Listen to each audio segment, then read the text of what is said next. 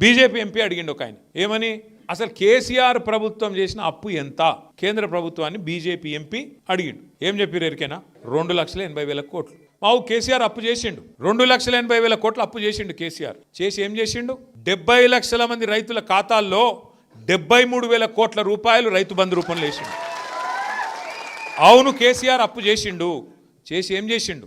2 సార్లు లక్ష రూపాయల చొప్పున 28,000 కోట్లు రుణం మాఫీ చేసిండు. ఎస్, కేసీఆర్ అప్పు చేసిండు, 2,80,000 కోట్లు అప్పు చేసిండు.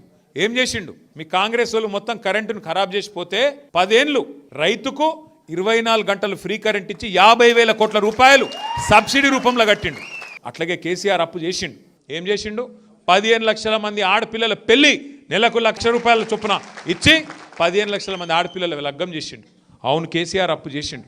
34 మెడికల్ కాలేజీలు పెట్టిండు, 34 నర్సింగ్ కాలేజీలు పెట్టిండు.